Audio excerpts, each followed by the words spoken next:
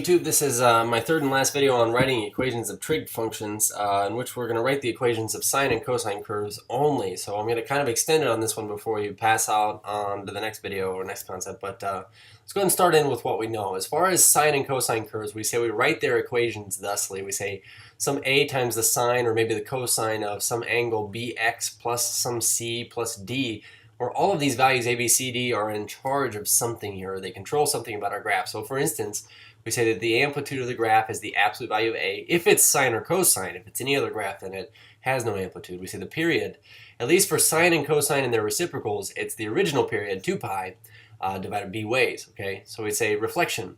Reflection, asking this question is the same as answering this as a less than 0. That's what I'm asking, okay? Because if it is, then it's reflected. We say vertical translation. So vertical translation is equal to d exactly units. So we say d units, up or down. And then we say horizontal translation. We know that horizontal translation is dishonest, okay? So it's negative c over b. This is going to come into play every once in a while. But we say basically, whatever c says, if it's positive, it actually shifts your graph left. And if it's negative, it shifts it right. That's why we put this little negative in front of it here. But knowing all of these things, let's go ahead and find a, b, c, and d from the graphs, and then go back and write the equation. So let's start with a few things here in terms of steps. Number one is the trig function. Identify the trig function. So I'll put a question mark after this. And so for instance here I say, well, what trig function is this?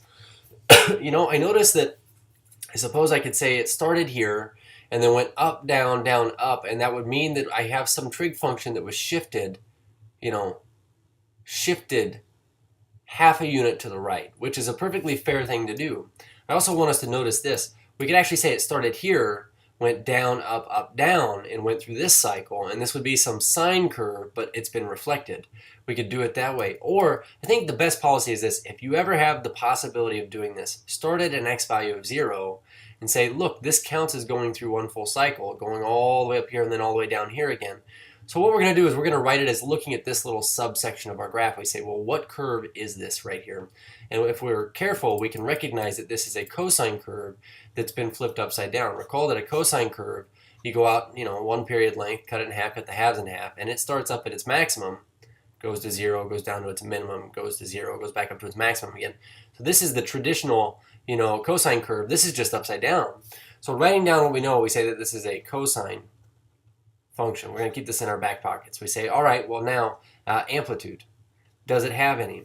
So the amplitude of this graph, I noticed that it starts kind of in the center line here. It starts at a height of 0, goes up 5 and down 5. So we say that the amplitude of this is equal to 5.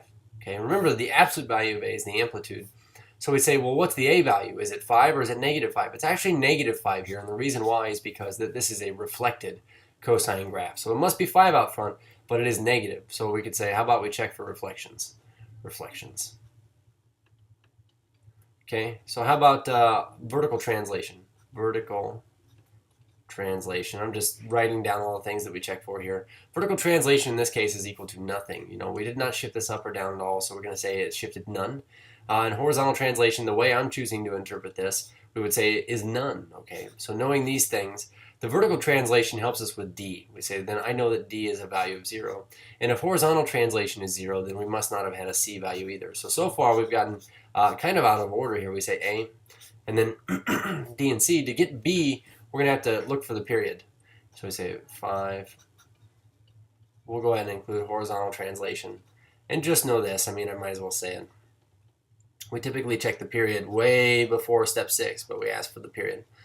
And that's going to help us find b. So we'd say, well, if the period of this is usually 2 pi over b, we say its period here is what? And so the period on this graph looks like it goes from 0 out to 2, which is interesting. We're going to take this 2 right here, and we're going to set it equal to 2 pi over b, because I know that the period is usually 2 pi over b, and I need to find the value of b. So we're going to put this over 1. We're going to refer to this as a proportion, but we know that 2 times b has to be the same thing as 1 times 2 pi if these two fractions were equal in the first place, which means, in this case, if we divide both sides by 2, what we determine or what we deduce is that b must be equal to pi. So now we have a, b, c, and d. We can go ahead and write this curve. We say y equals, this is negative 5 was our a. It was a cosine curve. Our b value is pi, so we have pi x plus 0 because it was shifted neither left or right nor up and down. So this curve is really this, negative 5 times the cosine of pi x. Cool. So let's go ahead and bury this last one here. Now, what I want to do before we jump into this is I want you to imagine, what if I dropped in asymptotes here at every point where this graph was at a height of, say, 0? Okay, so we can see where this is at a height of 0. It's like here, here it's at a height of 0, here it's at a height of 0, here it's at a height of 0. We know that if we were to graph the reciprocal of this, it's going to turn out to be a cosecant function, in this case, the way I represent it. But we say, what if I were to be graphing this? And maybe I should do this in a different color here. We say, here's our reciprocal curve. Comes up and goes through here. This one, goes down and comes through here. This one over here, just keeps repeating itself. What if I was asked to write the equation of this curve? What I want you to know is, what we'd actually do is we'd write the equation of this middle curve, this red curve first, and then we go write the equation of the blue curve. So for instance, the red curve, it looks to me like a sine curve that's been reflected.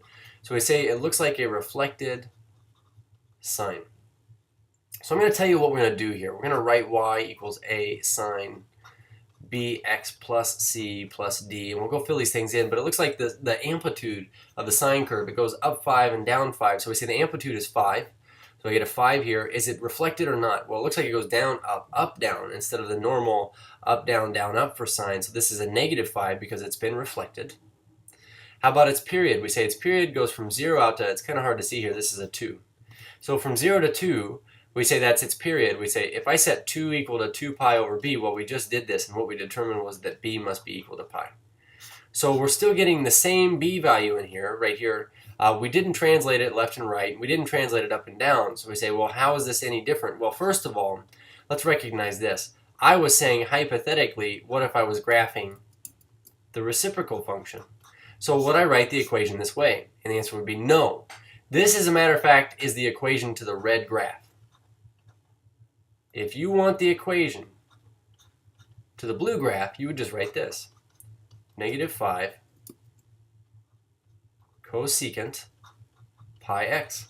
So how do these compare is one thing to consider here. And what you just notice, I hope, is essentially this. We say, well, the cosecant curve is just the reciprocal of the sine curve.